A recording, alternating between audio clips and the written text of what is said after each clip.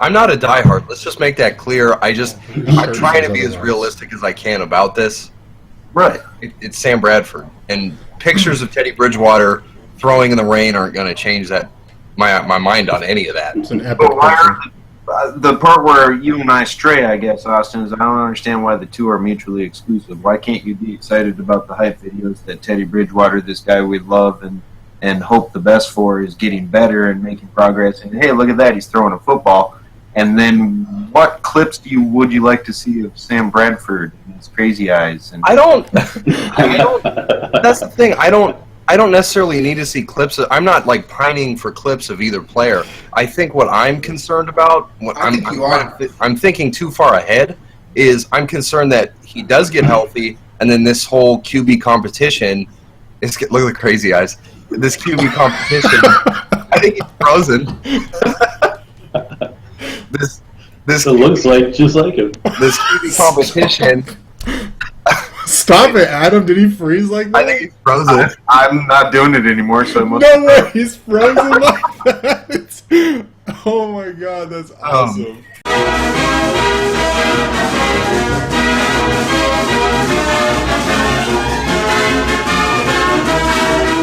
All right, what's up, everybody? Welcome to episode 19 of the VT Roundtable.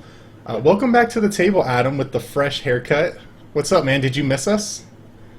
It's been like 2 or 3 weeks since you've been here. Yeah, of course I've missed it. All right. Good, man. We missed you too. We're glad to have you back. We needed some reason at the table. It was getting kind of out of control, so Grandpa's back to get everything back in order. But anyway, so we got a lot to talk about tonight, as usual. We're going to start off with some quick news updates, and then we're gonna talk about the most interesting position battles. As you guys know, we're like 10, 11 days now from training camp, something like that. I think Sean, you said it was 11 days. 11 days in your post today. So we're going to talk about some of the most interesting position battles headed into camp, and then we're going to talk about who our predictions are for Mr. Mankato. And if you don't know what Mr. Mankato is, stick around for that because I'll elaborate a little bit. And then finally, we're going to close out the episode talking about our favorite video games. We're trying to close out each week with something fun, let you guys know a little bit more about us, and talk about something that's not Vikings for a little bit. So we'll wrap up the episode that way. First, real quick, I want to give another shout out to everyone that bought t-shirts over the past week or two, or actually a few weeks since we've been promoting them on the show. We really appreciate you guys. Austin's rocking a new one tonight. These are hot off the press. Even though I designed the t-shirt, I think that's an awful looking t-shirt, mainly because of the content that's on it. Oh, it's great. I got a much better one going on right here, but you can have your choice, and that was the whole point of these t-shirts was, we're drawing a line in the sand. Everyone's got to pick a team. Austin's Team Sleeves. We got a lot of TeamGloves people. But I should say for the record, though, that we're not trying to disrespect either of these guys, obviously. It's all in fun. We love Sam Bradford. We love Teddy Bridgewater. I don't want anyone's feelings getting hurt out there. It's supposed to just be fun. And also, shout out real quick to everyone that used Amazon on Prime Day. That was amazing. We got a lot of people that clicked through some of those links we shared. I'm actually going to put the link in the episode tonight in the episode description. Basically, all you do is click the link, and Amazon has to give us a little cut. It doesn't change anything on your end. It's freaking awesome. It's the easiest thing you could do to support VT. So we'll throw that in the description, and we really appreciate all of this support. So let's jump right in. We're going to start off with some quick news topics. Let's talk about Treadwell because we don't talk about him enough on the show. We've talked about kind of his progress during the offseason a lot lately, but there was some news today that kind of brought him back into the limelight. So I guess basically, I guess what ended up happening was there was an Andrew Kramer article where he's going through the roster and identifying the players most important to the Vikings 2017 season. Treadwell he had as number 10. That wasn't really, it was an interesting article. That wasn't the interesting part of the article, though. A lot of people latched on to this quote in the article where he was saying that Treadwell was dealing with injury concerns last year, which we all knew, but that they were more severe than a lot of us thought. So his exact quote was, Treadwell's health was more of an issue than the Vikings, including Treadwell led on last season, a broken thumb, hamstring, and ankle injuries compounded with lingering pain. Treadwell said began with the broken fibula and dislocated ankle at Ole Miss 2 years prior. So I guess my question to you guys is, with this added piece of information that maybe Treadwell's injuries were more severe than any of us anticipated, does this change your perception on his season last year? Or any of you guys in a different place with Treadwell's performance in 2016, his rookie season? Let's start off with you, Adam, since we're all dying to hear your voice again. What do you think about this? So there it is. Oh, yes. Yeah, it's like that. All right, that got weird really quick. It doesn't really change much for me because I think the Vikings obviously had their reasons for holding their first-round wide receiver out, and some fans just chose to respect the process, respect those reasons more than other fans. And, you know, I was never on the throw Treadwell off the train quite yet bandwagon, but there's no good news in the fact that your rookie wide receiver was injured his entire rookie season. The only good news you can take away out of that is that increases his chances of doing better next season, but that's not good news that he was riddled with injury as a rookie, especially when injuries plagued his college career somewhat.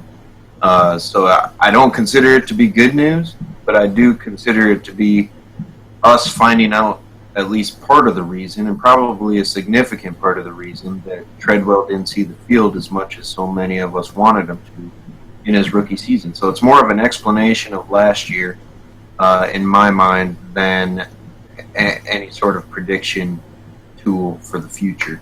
All it means is that we still need to see it on the field on Sundays, so that hasn't really changed. That's been the narrative ever since he was drafted last year. So do we expect that he's going to be able to overcome these injuries? Because I think one of the things in the article that kept getting repeated, and I think it was this and another one that kind of had a similar subject matter as far as Treadwell's injuries, was like they were talking about how he maybe works too hard and pushes himself too hard and maybe doesn't allow himself to heal. And I think there were a lot of different coaches and people close to him saying, hey, man, you need to step back, allow yourself to fully heal. You know, you're going to hurt yourself. And they said he's finally starting to learn that. I mean, is there concern moving forward now that he could potentially – because we've all seen this offseason, it seems like he's been working incredibly hard. Does that kind of increase your guys' concern on maybe that he'll re-injure this, his issue from 2016? Austin? I don't think so. I think when he was a rookie, he's a 21-year-old guy trying to figure out, how do I impress these coaches? How do I show them I'm recovered from this nasty injury I had the year before? And I think the tendency is for someone like that, a first-round pick with a bunch of pressure on him, to overwork, to kind of do too much, be the first guy on the field, be the last guy off it. And I think that's just a learning experience for him. And I think for us as fans, it's a learning experience to say, you know, we went in with these preconceived notions. He's slow. He's still recovering, which he was. He's not the guy that the Vikings wanted. And there was this negative kind of pallor on him being a Viking. And then he has this season where he only has one catch, and he doesn't play the way he should or we expect him to. And he's a bust. People think he's a bust. And then this news comes out, and a lot of people, it doesn't change the perception. At least for me, if you had followed the team throughout the year, he had ankle injuries, he had foot soreness, he had problems where he wasn't necessarily going to be a injured scratch, but he could be a healthy scratch who was banged up. So I don't think any of this is surprising. I just think it kind of adds a layer to this idea that Treadwell has a lot of potential that's yet to be unlocked. Yeah. So is everyone's expectations still really high for this year? Let's run around the table really quick. I just want a yes or no. Are your expectations high for Treadwell this year? Austin? Yes. Sean? Yes, very high. BJ, I feel like you're going to be the holdout. No. Expectations are low. Adam, real quick, are you a yes? Your expectations are low? I wouldn't say low, but mine aren't. My expectations certainly aren't high. Okay. I expect growth, but I don't expect, a Pro Bowl season. Oh, yeah. I don't expect that either. I think I'm talking in context of what happened last year and what we should see this year. I think there's going to be a complete turnaround, but his role in the offense, I don't think is going to allow him to be a Pro Bowl wide receiver this year. Right. Go ahead, BJ. Were you going to say something? I was just going to say that I expect growth, like Adam said, and I completely co-sign on what Austin just said, and that it's going to be Adam Thielen and Stephon Diggs getting the majority of the targets here. Also, he's got to compete with Michael Floyd whenever he does come back from suspension. So I expect him to grow cerebrally, if that's a word, cerebrally. Yeah. I think that he'll understand route depth considerably better this year, and he'll be on the field a lot more. But I wouldn't expect anything more than like 400 yards from him. I think the touchdown numbers could be pretty impressive if he's used situationally, as we expected him to be last year. But no, I don't. My expectations are pretty meh for him. I think the beginning of the season is going to be ultra critical for him. Those first 2 to 3 games, For sure. because Floyd's going to be out, and I think if he can make a name for himself in those first few games, he'll have a better chance of staying on the field the rest of the year. If he struggles those first few games, I think it's going to be tough for him to improve. I mean, an improvement on last season won't be very difficult, but I mean, any sort of meaningful improvement is going to be difficult if he can't establish himself early on at the beginning of the season while he has a chance. I just want to say one more thing on this. Like, the hate on this guy, on Treadwell, has just gone too far, man. It's like, I don't understand it anymore. There's these guys, maybe I should say names. I'm not shy saying Hoodie's name. Hoodie, I'm calling you out on the round table. Whatever. Where it's just like, it almost feels malicious. Like, these guys don't want to see Treadwell do well, and it's like their thing now, where they just bash him at any turn that they can. And Same thing that happened with Trey Waynes, right? Right. It's the Marcus Peters syndrome just turned over to whether you were a Josh Doxson guy or a Mike Thomas guy, particularly the Mike Thomas guy, since we have some Ohio State fans within the mix. And I think that's the big thing, is that Michael Thomas comes in and absolutely blows up to the point where they trade Brandon Cooks. And Treadwell has 1 catch for 15 yards. Kind of intensifies the heat that he's getting, right? Yeah. It just comes off wrong. I don't know. It rubs me the wrong way. It's like you don't want him to succeed because you're so entrenched in this take that he's an absolute bust. Yeah, I don't get it. I don't know. It's like people want to see him fail. I'm still high on the guy. I think he's gonna have a turnaround season this year. At least I hope so. So I'm one of the. Oh, go ahead, Sean. I'm really high on Treadwell. I don't know if you guys seen him play in person. Yeah, the guy's phenomenal. So he could have a really big year this year, especially if he keeps developing his rapport with Sam Bradford. Yeah. Did you see him live at Ole Miss? I saw his 1 catch this year. Wait, hold on. Are you talking about his 1 catch in 2016? Yes. In person?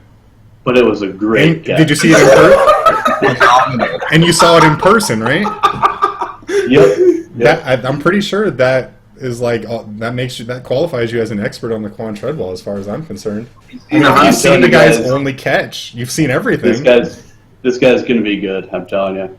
Can I just make one point real quick? Josh Doxson had 2 catches for 66 yards, and he got 57 of them on 1 of those catches. And how many games did he play? Do we know? Okay. 2. So for the people that love Josh Doxson and were on the Doxson train, myself included, if you're still slamming Treadwell, you're kind of being a bit hypocritical, given that Doxson season went virtually the same way. I had the same thought, BJ, and I think what bothers me is when people. I'm not going to name names, but because I see it a lot. Huh? Hoodie. No, Hoodie knows how I feel. So as I itch my nose with my middle finger, that was totally incidental there. We're going to have to blur that out. Anyway, what I was going to say is people who say, well, I've heard things about Treadwell. I've heard that he's not a hard worker. I've heard he has a bad attitude.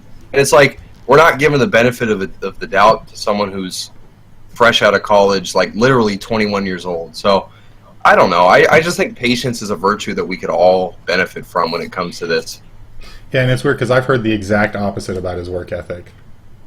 Well, I already had attitude.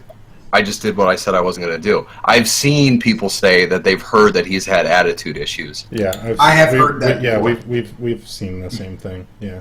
But he also stayed later at Vikings camp last season than I did all 3 of the days that I was there. He was at the jugs machine. When I was Stayed walking late out to working my on car. the jugs machine. I don't know that there's anything more cliche from training camp. I wonder who's going to be the guy that stays late working on the jugs machine this year. Bucky Brooks, staying late working on the jugs Who's machine. Bucky Brooks, Brett? Wait, Bucky Hodges? My bad. I don't know who Bucky Brooks is. That's the analyst for NFL Network, right? Yeah. He might be Close there. enough. He might Close be enough. there. Wasn't he a Yeah, wide the jug receiver? machine.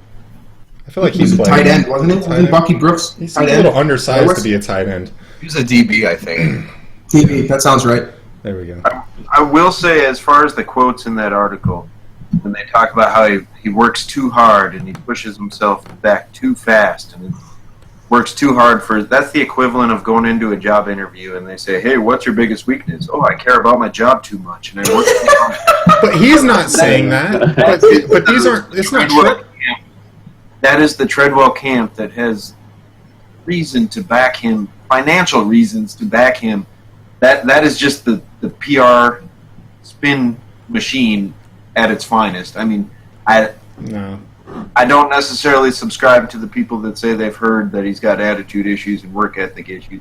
But you also got to take those comments with a grain of salt. I read that and I'm just like, yeah, okay. I work too hard too at my YouTube videos on Vikings territory. It really gets to me.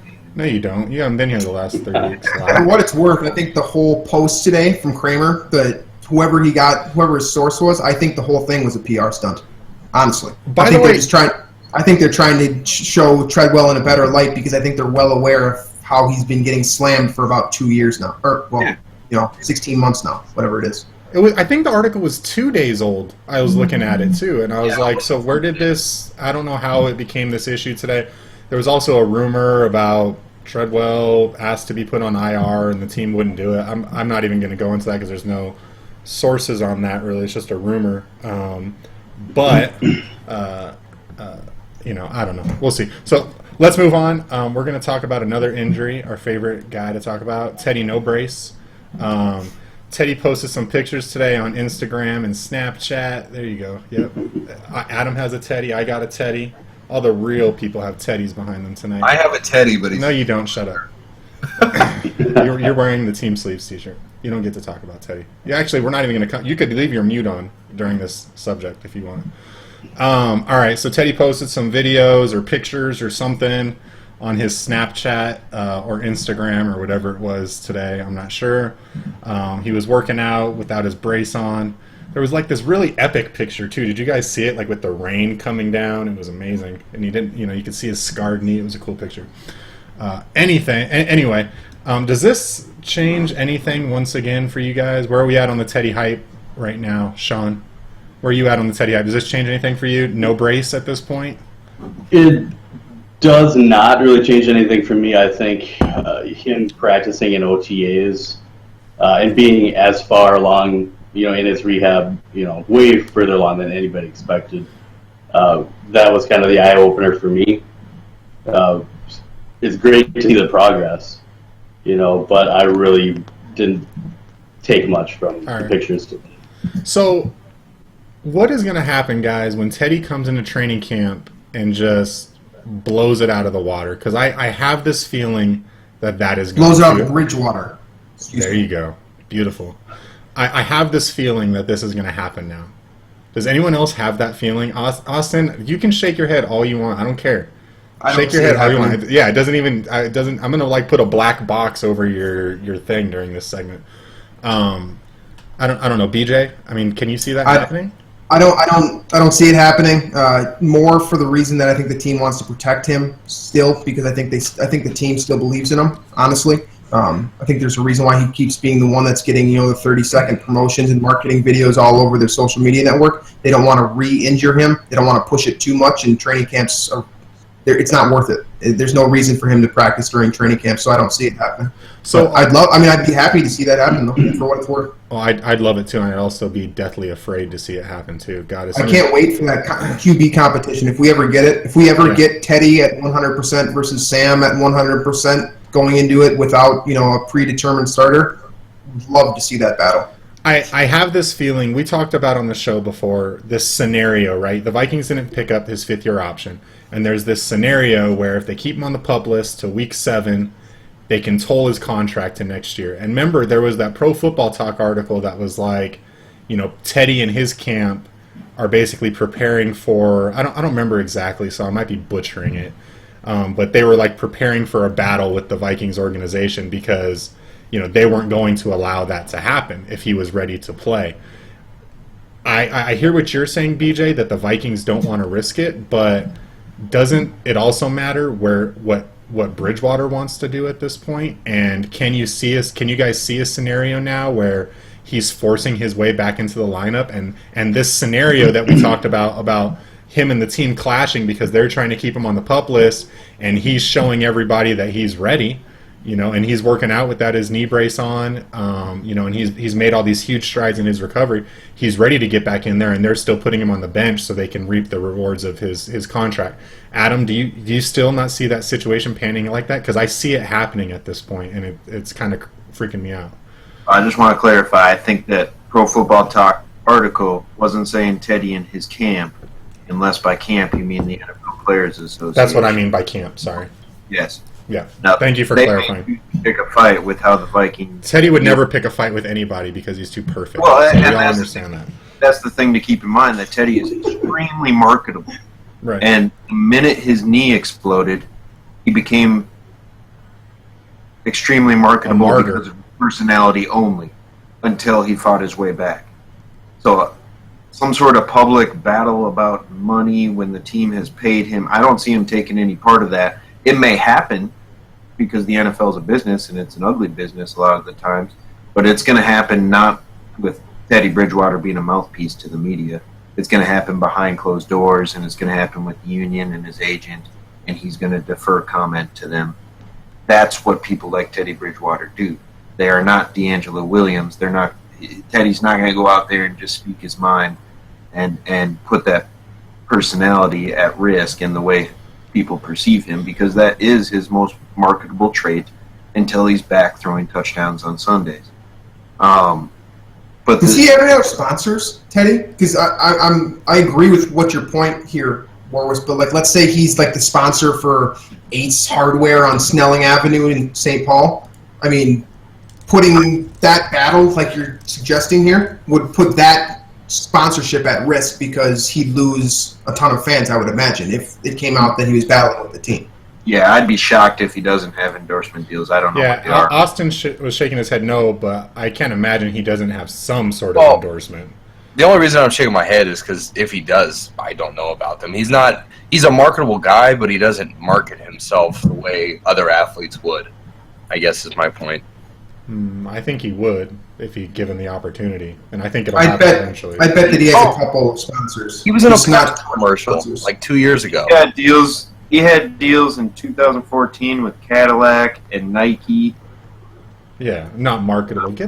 Go, Austin. Just go. I said he's marketable. Fan HQ is another sponsor that he has. Several trading card companies, and this is an old article. I just Googled it just to find out real quick. But yeah, I think it's safe to say he's marketable and has endorsement deals.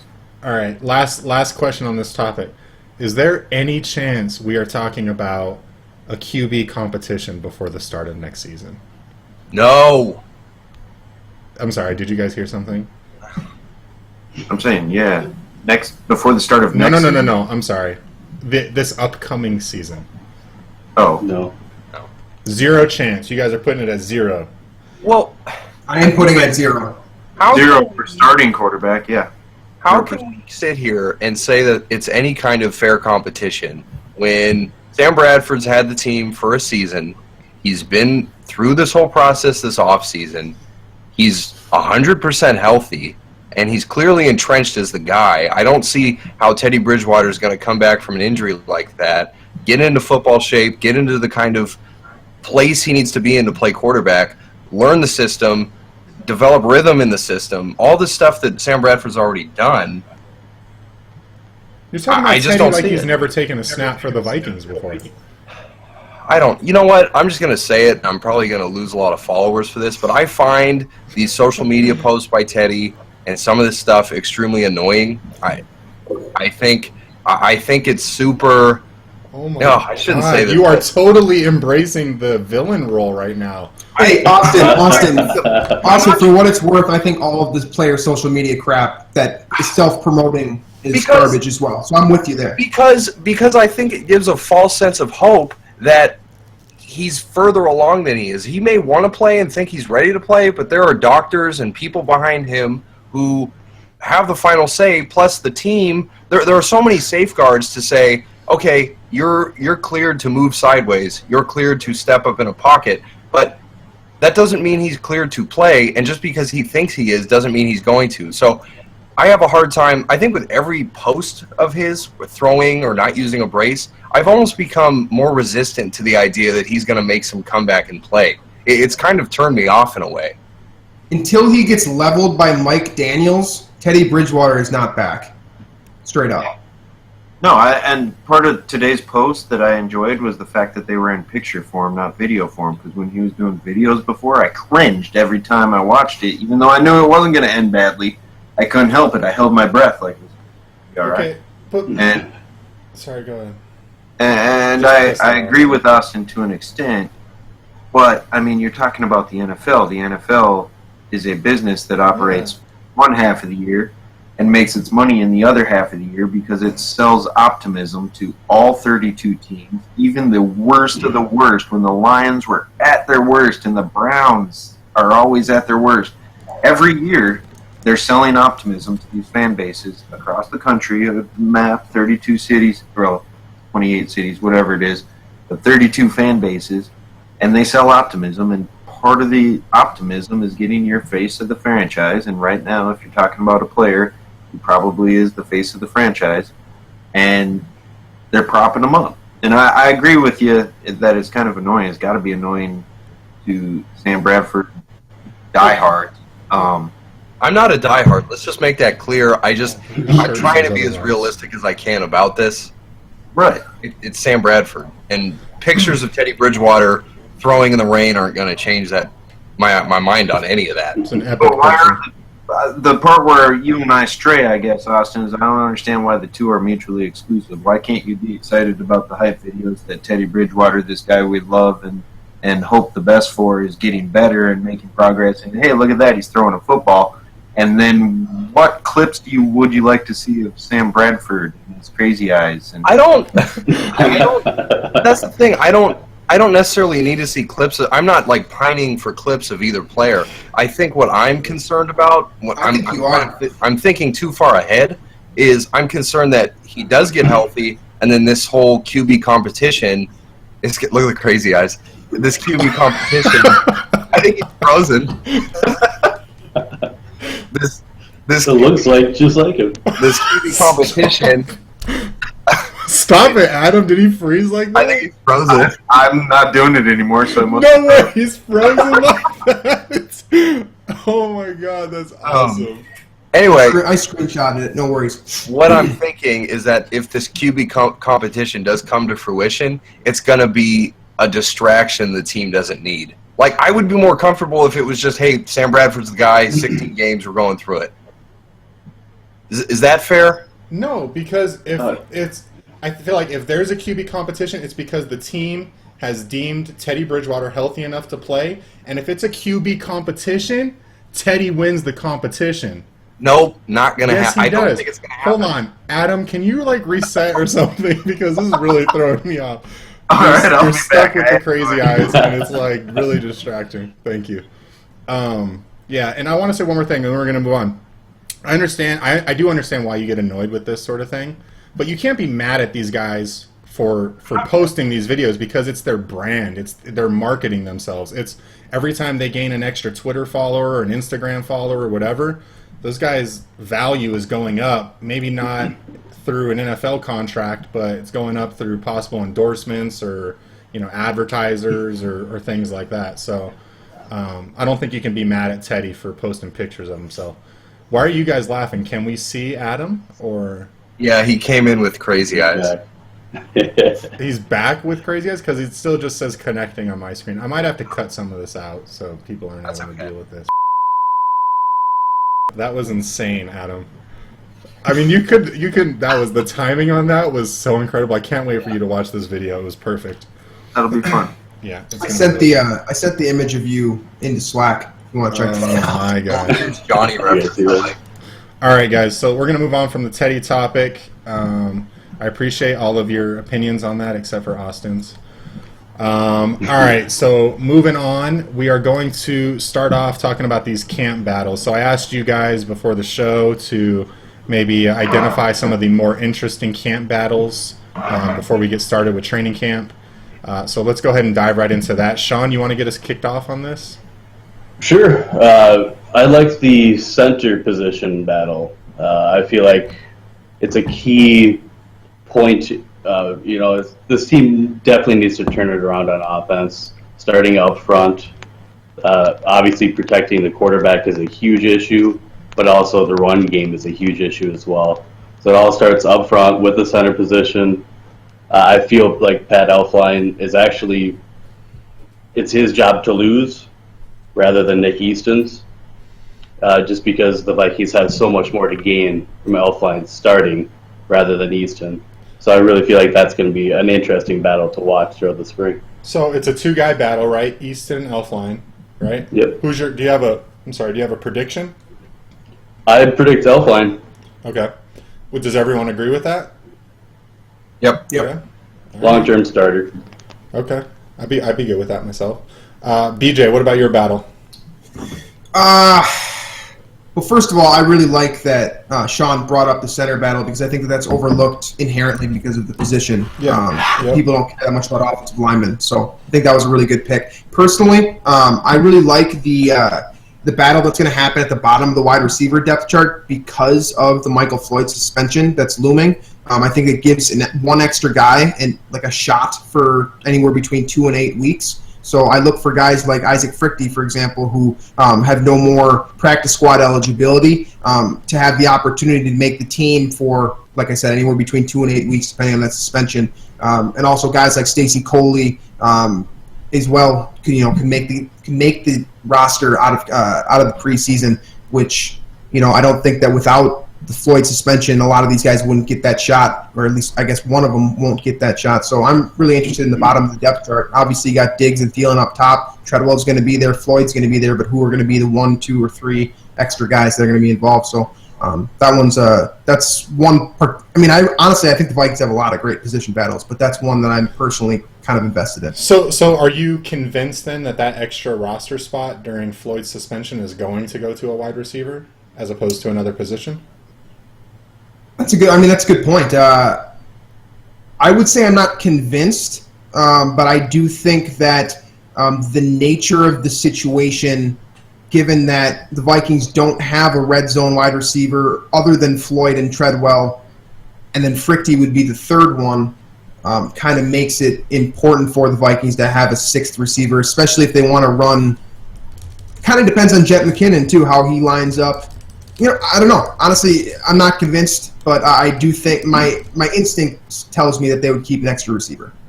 Okay. I think that probably largely depends on the length of the suspension. I mean, that too. 2 weeks. Yeah, you can get by with 5 wideouts for 2 weeks. If you suspended you're probably going to want 6 on the roster. Right. So I think there's some variables there, but I would agree with BJ that it's probably going to be a wideout spot, and that is an interesting competition. It makes sense since you drafted 2 of them, right? Yeah. For sure. Yeah. You want to try to keep your guys, Yeah. right? The Vikings invested a 5th and a 7th, which means they have dead money on both Adams and Coley. I think Adams is kind of a lock because of his special teams role, but Coley would be 4 years of dead money if they cut him. So this just gives the opportunity for, like I said, a guy like Frichte, who I'm going to continue to talk about throughout this process, because I really think that of all the players the Vikings have, he has arguably the most at stake this camp. This is a do-or-die situation for him. And so for me, as a fan of both football, the Vikings, and Isaac Frichte, I'm excited to see what he's able to do, and I'm excited to see if he's able to pay, all of his time and effort over the last couple of years is able to pay dividends similar to what Adam Thielen was able to accomplish. Can we just back up 1 sec on something you said? Coley has 4 years of guaranteed money? Yeah, it's small dead cap. Same. Is it really 4 years though? All draft picks have some level of guaranteed money. I don't know the exact figure. I believe it's $500K for seventh round picks. But I guess I'm just surprised that it goes 4 years. I guess. Well, it's a 4-year contract. You inherently sign a 4-year contract. That's how the new CBA works. Yeah, but correct me if I'm wrong on this, Warwas, but the new CBA agreement has it so that rookies are paid a 4-year deal. First round picks get the the 5th year option, and then everyone else is just a 4-year contract based on their pick slot. Yeah, I think you both have it right. Brett, he's not saying the dead money would stick for 4 years. He's saying it would. I'm looking at his contract right now. He's guaranteed through 2020. Right. So, but I don't know that that's. But I guess my question was, I don't know that that's. We're probably getting into way too many contract specifics for the average watcher too, but I really love talking about this stuff. It's $33K on the 4th year, by the way. So it's not like it's a ton of dead money. It's just it's still dead money. So you want to keep your guys ideally. That's why you draft them instead of picking up as undrafted free agents. Oh yeah, you know what? Maybe I was looking at this wrong. I don't know. Never mind. We can move on. It's not really that important. It was just something that was kind of interesting to me that you said. What are you going to say, Sean? Before we move on, I was going to say it all kind of depends on Jarius Wright. Does he make the team? Does he not? Yeah. So if he's gone or if he's traded, there's some extra room for Coley, for Fricky possibly. So I think he's a person to keep an eye on. R.J. Shelton and Caleb Jones at the bottom of the depth chart are a couple of guys that I'm going to keep an eye on too, particularly Jones, who I liked coming out of Arizona last year. BJ, before we move on, give us your prediction for the roster spots. Let's not say at the beginning of the season because of the Michael Floyd situation. Let's say mid-season once Floyd's back. How do you see the depth chart at wide receiver panning out? I would say Treadwell on the outside. You're not going to start at one. Diggs on the outside, Thielen in the slot, rotating in and out with Diggs, and then so those three. Floyd being the first guy off the bench, particularly on the outside, and then in the red zone. And then I would say Rodney Adams and Stacey Coley. Okay, so Jarius Wright's gone, and yes, Floyd is behind Treadwell in this scenario. Correct. I fully expect Treadwell to take advantage of the situation that Michael Floyd has put himself in. Cool. All right, Austin, what about you, man? I don't know if I'd call it a battle, more as I'd like to see how it shakes up with all the bodies there. But with Sharif Floyd out potentially for the season, I really want to see how the position next to Linval Joseph plays out. Whether it's Jaleel Johnson who's there, Shamar Stephen, Tom Johnson, or a couple of guys that they brought in, Dayton Jones, or the other one from Chicago, BJ, Will Sutton. Will Sutton. So you've got a ton of guys who can rotate, who can play right next to Linval Joseph there. But is there a player that establishes himself? Establish himself, yeah, because I almost see it as a situation where Zimmer's got enough pieces in his front seven where we're gonna see more rotations than say a set group of guys who start first down, second down, third down. Whether they play situational ball with Linval in all 3 snaps, first, second, third, and then you've got guys like Shamar Stephen on first downs. You've got guys like Sutton and Jones on third downs. Jaleel Johnson can flesh out a role. I really like Jaleel Johnson. I think Jaleel Johnson is going to be one to rise up and come up and really take claim of that spot because Tom Johnson and Shamar Stephen didn't really do it for the team last year. And I see Jones and Sutton as more rotational guys. So I'm really curious to see what happens there. That defensive line is going to be so much fun to watch, man. Yep. I think defensive end battle, too. Yeah. Danielle Hunter versus Brian Robinson. Is Danielle Hunter finally going to get the opportunity to start or not? That should be a fun one as well. Yeah. I think so. All right, cool, man. Thanks, Austin. Adam, what's your battle? Drop that knowledge on us. So I think the most fun battle anyways is going to be 2 guys that play 2 different positions but are competing for the same snaps, and that's Treadwell and Bucky Hodges. I really think that they're competing for the same situational snaps in terms of down in the red zone when you want a big guy in to help block if you decide to run, but you want that big guy in the end zone if you decide to pass. And if you put both of them in, you're kind of tipping your hand what you're doing. So I really genuinely see these 2 guys going into camp as Mr. Mankato candidates, as guys that are fun to watch because they're big and they catch touchdowns, and as guys that are competing for the same snaps. And there's not really going to be room for both of them at this point in their careers in that offense with everybody else that's there at the same time. So I genuinely think that watching Treadwell and watching Hodges is going to tell you a lot about how this Vikings offense tries to improve their red zone efficiency this year, which should be a huge priority for them this offseason. So I'm shocked you picked a tight end. Yeah, Are you? Major shocker. Truly, down to my core. That's your shocked face? I mean, You want to see Sam Bradford's shocked face? no. So is there not a situation, Adam, where you see you just said you don't see Treadwell and Hodges on the field at the same time, or is that the point you're trying to make, or? Yeah, I guess I don't see what the point of it would be. Having two huge guys that can box players out and go up and get the ball and make catches in the end zone?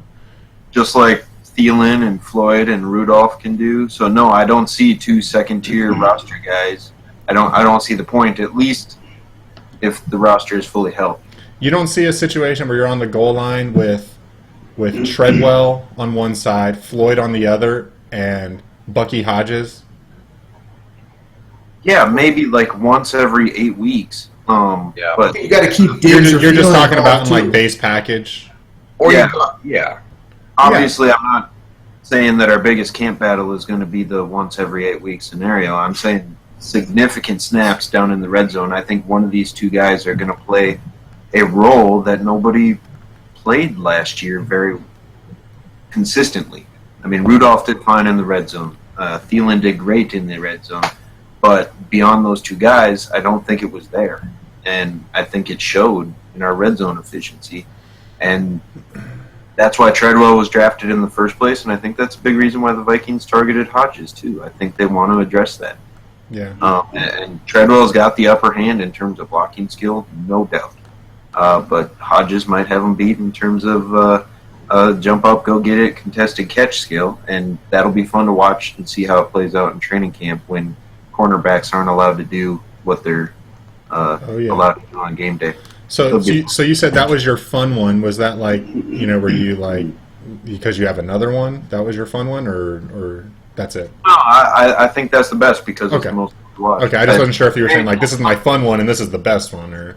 Some training camp battles, I mean, like offensive linemen, I get what Sean's saying, and it's very important from that standpoint, but it's not fun to watch offensive linemen. It's more just reading Twitter reports about who started with the first team. Who are you to tell Sean what's fun and what's not fun is what I want to know. I feel like that's kind of screwed up. Coming from the guy that loves tight ends. Yeah. Because you scream fun. Adam screams fun. Hey, Antonio Gates, Tony Gonzalez, tell me they're not fun. Two guys. Tony Gonzalez is not fun as a human. As a player, he's great. He's a blast to watch. Yeah. He is the most monotone speaker ever. I'm off the point. It's okay. Sean's got another one. Sean wanted to name one more because he feels like you guys are bagging on his center take. I'm not bagging on your center take. It's a good I've take. got a fun one here for you, Adam. Punter. Thank you. I was just going to say that if Punter. you did. Yes. Tyler Semank, Ryan Quigley, either one is going to be way better than Jeff Locke. Mark my words. I wanted to... All right. Wait, hold up. Is that that's the first hot take I've heard from Sean on the roundtable. So I like that because Locke doesn't set the bar high, but his last season was pretty good. So, and these two guys, Quigley and Semank particularly I believe he doesn't even have any pro experience. So it should be a fun battle, and that's one hell of a hot take from Mr. Borman over here. Don't get me started on Jeff Locke. Don't get me started. Me either. I'm right there with you, man. Ugh. Sorry, Jeff Locke fans out there, but if there are any. And he's boring too. He's not even funny. Oh, don't say that. We don't know the guy. That's not fair. That's factual information. That's factual? That's on his Wikipedia page. Because it will be once I go on there, but yeah. You're gonna edit it. Like what? I guess there's no proof either way, but when he stands there like this, you really think the guy's a fun-loving dude that's hilarious like, I don't know, every other punter in the world? Oh. There's he's there's an unfair expectations for punters now. Punters That they have to be like really eccentric and that's I don't think that's fair. Cluey did that. What's the guys? What's the oh no, that's the Ravens place kicker, not their punter. I can't remember his name. Marquette King. Yeah. What if these special teams guys just want to be regular guys, man? Go to work, do their job. They got to put on a show for you too. They got to do a little dance for you. Or Marquette Andy Lee. Andy Lee's been doing it quietly for 20 years, so I'm just knocking it. I'm adding insult to injury with Locke here. Yeah. I mean, his 2 first years were, at least according to Pro Football Focus, if you love Pro Football Focus, and according to BJ as well, the worst punting in NFL history. Oh, so, crap, I didn't know you can see it. You don't need stats. You can literally just see how bad he was at times. Right. Sorry, Jeff. We're bashing the guy. He's not even on the team anymore. Yeah. Just kick him when he's down. Not on the Vikings. All I'm saying is I'm excited for some Anchor Quigley because they're going to be great. Oh, okay. And unlike John Locke, are they going to get the laces out? Taking a shot at his holding, too. There you go. Just bring back that nightmare to everyone's front of everyone's memory. Thanks. Laces out, Dan. Oh, boy. All right. I agree with Sean, and not just punter, but every position on other teams. than punter. We had an article on that today, right? Yep. Yesterday. VT, go check it out. Oh, yesterday.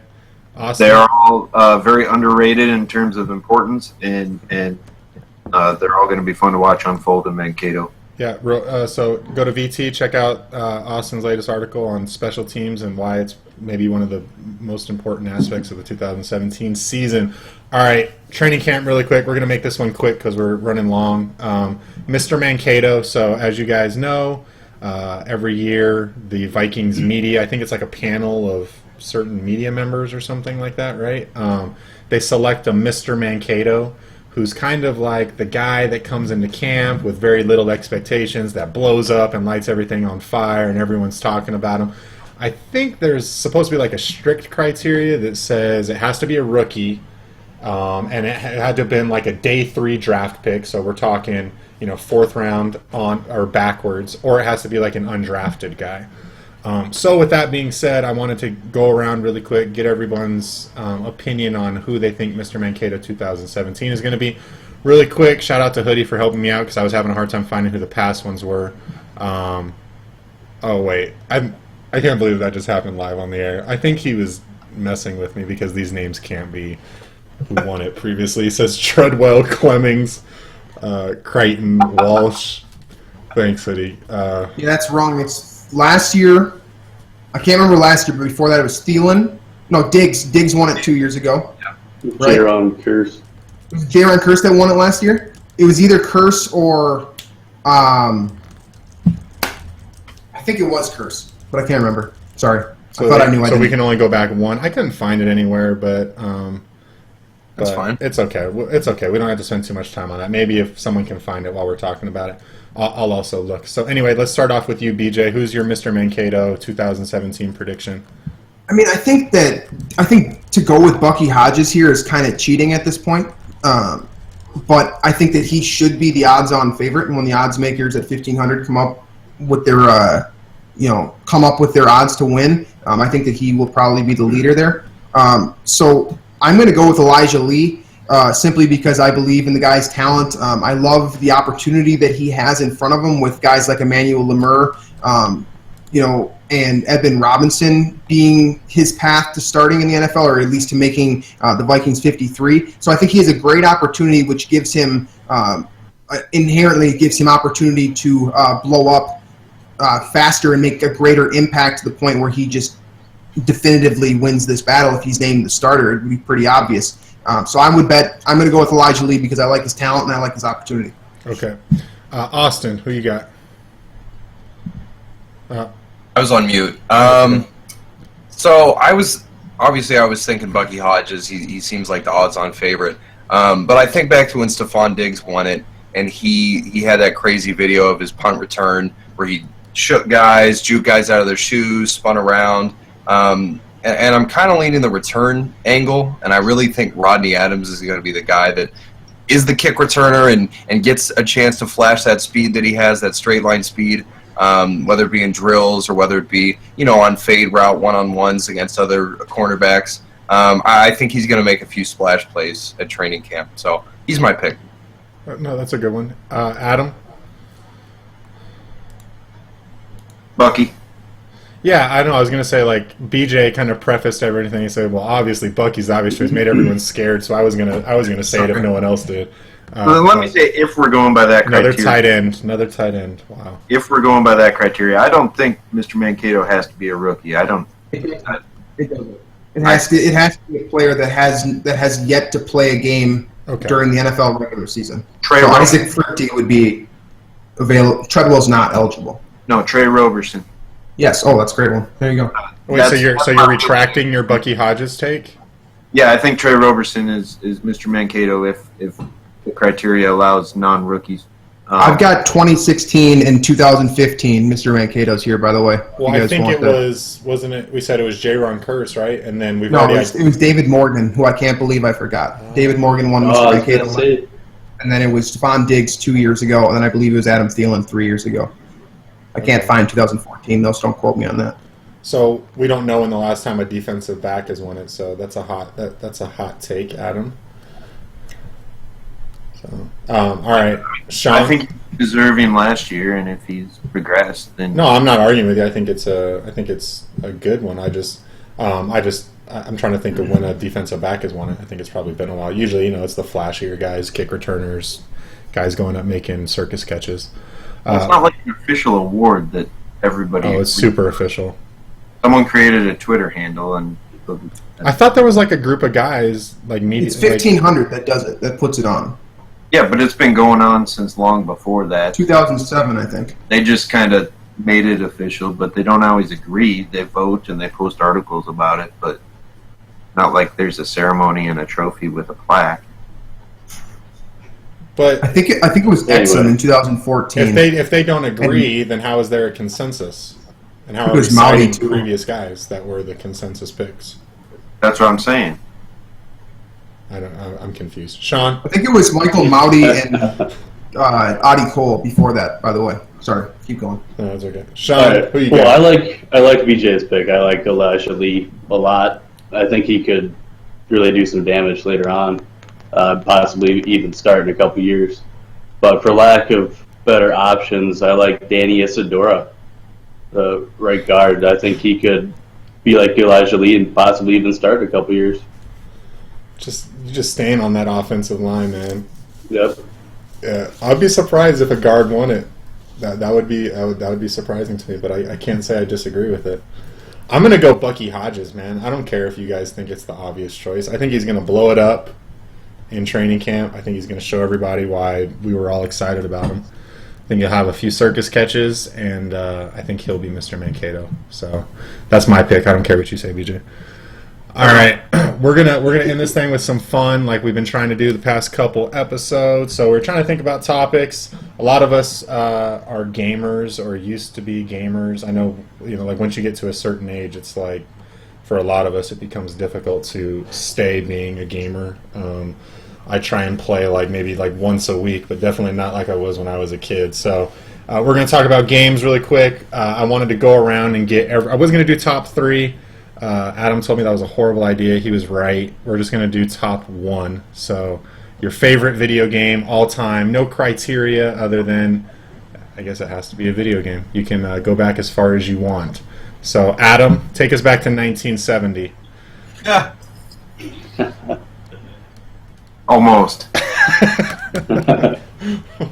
Nintendo 64. Yeah. Man, that was... Yeah, running out of time. 64, man, was like one of my favorite consoles, man. But anyway, so 64. Yeah, Ocarina of Time, Zelda. Oh, okay. That's Nice. my favorite game of all time. I remember the graphics were holy crap. The water doesn't look like blocks. The water looks like water, and you can fish in it. And there's not even a purpose. I can just go fishing in this game, and you felt so accomplished after you made a step forward, and the world was so big. That you could explore. Of course, now the games are way bigger, and you can explore a lot more, and the water actually does look like water. But still, it was just groundbreaking to me, and the story was great, and I felt really accomplished every time I beat it, all 37 times. So I have a couple questions for you. Do you go back to the original Zelda on Nintendo? Do you go back that far? In terms of did I play them? Yeah, like the Yeah. original Zelda on Nintendo. Yep. Okay. And then, have you seen the new Zelda? Not firsthand, no.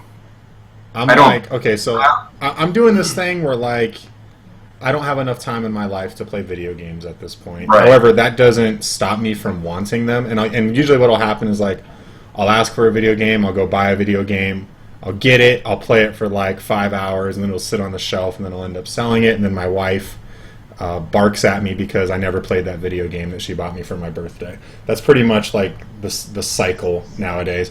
But this Zelda game, Adam, you got to go check it out, man. I'm thinking about buying the freaking system, which is like $400 just to play the Zelda game, because for all the reasons you said, but it just looks way better than all the other ones. I think a lot of people did buy the system. Oh yeah, it was like their flagship game that it came out with. So yeah, but anyway, I think that's an awesome choice. One I wasn't expecting. I'm impressed. Good job, Adam. Thank you. Sean, what about you, man? You spoiled it earlier. Yeah. Give you guys props for playing Zelda. I've never been a Zelda guy, but Yeah. as much as I love Madden, I gotta go with MLB The Show. I just love MLB The Show. Home Run Derby, franchise mode, you name it. I can play it for hours. Is MLB The Show, like, is that one they release every year, or is that a specific iteration of it? That's every year. So is there a particular year that's your favorite, or is it just like whatever the latest one is? Well, my buddy and I actually became #1 in the world for Home Run Derby. This was, I think, 2015. Holy crap, that wasn't that long ago, man. We played literally almost 24/7. What is the key to becoming #1 in the... Anyway, nice to meet you, by the way. I mean, this is, like, amazing. What is it? How do you become #1 in the world at Home Run Derby and MLB The Show? A lot of amps and just never turning the game off. We just constantly were passing it around to each other, playing. Amps? Having a lot of buddies over. Like electricity? That and the energy drinks. Oh, okay. I'm sorry. I honestly didn't. I didn't even make that connection when you said amps. You mean okay? Okay, got you. So it just took practice. We're pretty cool, you know. Yeah, it sounds cool. I dig it. Austin, what about you? I know it's not FIFA. No, because he just so everyone knows, Brett plays more than once a week. We play FIFA, I don't know, 2 or 3 times a week, and he regularly beats me. 2, yeah, 2. And he regularly beats me, so that was probably one of my favorite games, but as of late, it's not. I will stay in the sports realm, though, and go back to 2001, because I think games, if it's 2001, the 2002 version comes out. So, NFL 2K2. Probably my favorite video game, sports video game. It was the first football game I ever played on PlayStation 2. I'm a PlayStation guy. Sorry to BJ, because I know BJ says PlayStation people need to get out. But He's wrong. Randy Moss is on the cover, and I remember it being the first football game that actually felt like football, because PlayStation 1 couldn't do it. All the old games couldn't do it. I just remember picking that up and playing it nonstop. We were up in Lake Tahoe, and I had brought my PlayStation 2 and found it at a rental store, and I think I played it the entire trip. So that kind of got me hooked on football video games, and then NFL 2K5 came out, and then That Madden. was the one, man. 2K5. NFL 2K5, yeah, that's like right up there. But 2K, I think 2K2 is a little sentimental for me just because it was the first. Yeah, I never played that one. 2K5 was like my introduction to football games, and me and my friend just played that game nonstop. And I think the cheap player, because you know how every game has like a cheap player in these sports games. I think it was Terrell Owens that year, and he would always play with whoever Terrell Owens was with in 2005. I can't remember, but he would just toss bombs to Terrell Owens all day, and there was literally nothing you could do about it. You always encounter that guy online too that just completely makes you want to throw your remote through a window because he just finds that kind of, I don't want to. What's the word I'm looking for? Like, he finds that cheat in the game, but it's not like a cheat code, but it's like just cheap, and he just does it over and over and over again. There's nothing you can do to stop him. All right, BJ, I'm hesitant to ask because you're an Xbox guy. Is that no? I'm going all the way back to 1994. I know, but you are an Xbox guy, or you don't? I have a PlayStation 4 right now, but my buddy has an Xbox, but that's beside the point. I'm going to give you two. I'm going to give you one single-player game and one multiplayer game because it's difficult for me to separate because I'm a complete video game nerd. Happy to admit it. That's my nerdy quality. Earthbound from Super Nintendo in 1994 is my favorite single-player game of all time. For people that are sane and grew up in this generation, that's the game that Ness, the character in Super Smash Bros. That's what I was thinking. Okay. Yeah. So that's my favorite game. That's my favorite single-player game of all time, with Paper Mario a close second. My favorite multiplayer game, my favorite game of all time, is Gauntlet: The Dark Legacy for Xbox. Which one was that? That one is the one where you get to choose between like a warrior, a wizard, an archer, etc., and you can play with 4 people, and basically you walk through these realms and kill zombies and all kinds of crap like that. And the graphics, like Adam said, they were next level for the time period. And basically we just had a really good time doing it. So I really, really enjoyed that, and I'm also a huge Mario Party fan. So man. Those are my 4 games. I guess I can't. Honestly, I could give you 50 of them. I'm a huge video game guy, but it has to be from like pre-2005. Now I'm just a Madden guy. Do you use Ness in Super Smash Brothers? After I got the hang of Super Smash Bros., because he was one of the more difficult players to operate. I think most people used Kirby or Mario or something like that, something simple like that in Super Smash Bros., but once you got to the point where you were too good, where your friends wouldn't play with you anymore, I started playing with Ness. Yeah, he's my go-to in Super Smash Brothers. But all right, so I'm gonna do 2 like BJ said too. All right, so I don't know if you guys have ever heard of this one, but SOCOM. Yeah, you guys absolutely. heard of SOCOM before? Okay. It's Navy SEALs, right? Yeah, man. The first one that had a headset with it, I think. I got so involved in that game when I was like junior high or high school or something like that. Come home straight from school, get online with my clan, and we would have, we had like our clan name, and we would practice every day, and then we would like get into tournaments, and we would have these big SOCOM tournaments. We were never great, but we were pretty good. We could handle our own. But that game was a blast. Right now, I'd have to say Rocket League. Probably the game I've played the most in a really, really long time. If you've never played it before, it's basically, you can find it all over YouTube. It has like a huge cult following. But it was one of the free games on PlayStation 1 month, and it's basically like soccer in little mini carts or go-karts. There's like, intense tournaments online where people win tens of thousands of dollars now. Definitely not that good, but I got really good at it, and I probably played that game for like 200 to 300 hours total. It's probably a little ridiculous. But yeah, those are my choices. So thanks for sharing, guys. Yep. Appreciate that. I could probably talk video games for another 15, 20 minutes, but we're going to go ahead and end this thing because we're already running long as usual. So real quick. Yeah, go ahead.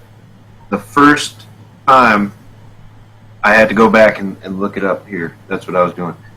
That I heard the word or the phrase Mr. Mankato used was in 2010, and it was used to describe wide receiver Logan Payne. Interesting. Wow. I would have never heard that name again. Honestly, had you not said it right there, I would have never heard that name again. No, you did hear it again because he was released when we traded for wide receiver Randy Moss. Oh. There you go. Okay. So Mr. Mankato is super important, and we should definitely see who it is this year. But he was not a rookie when they first. That was the first time, to my knowledge, that But what? It seems like they just give out finalists now. They select 4 finalists, and then they write an article on it. Right. I think that last year the favorites were David Morgan and J-Ron Kearse, and there was a split decision. I feel like I just went through their Twitter account and checked it out. So I know Justin Coleman was in the running a couple of years back. I think it's super fun. I love Mr. Mankato. I'm a huge fan of that idea. I think every team should have one. I think until they're not Mankato next year. Yeah, Mr. Eden Prairie or Mr. Egan. They got to keep it. They got to keep it Mr. Mankato for. It should be Mr. Mankato. Yeah. But all right, guys, that's gonna do it. So if you made it this far, we appreciate you. Leave a comment, please. We didn't get many comments on the last video, man. I was kind of disappointed. I kept refreshing it every 5 minutes. There were no comments in there. Give us a comment this time. Let us comment. What'd you say? The crazy eyes will get us some comments. Probably. I want to know everyone's favorite video game. So why don't you go ahead? Give me your Mr. Mario Kart. What? Mario Kart. Sorry to interrupt. We already got your. Hold on. We already got your favorite video game. It wasn't Mario Kart. I'm so confused. Go ahead, Fred. Sorry, that completely threw me off. Anyway, I was saying in the comments, give us your Mr. Mankato. Versus Zombies. Oh my god. Screw you guys. Your Mr. Mankato pick and give me your Fight favorite the video adversity, game. Brett. Whatever. You guys, I hate you. Anyway, like the video, share the video, comment. We appreciate you, and we'll see you all next week. Thanks. Peace.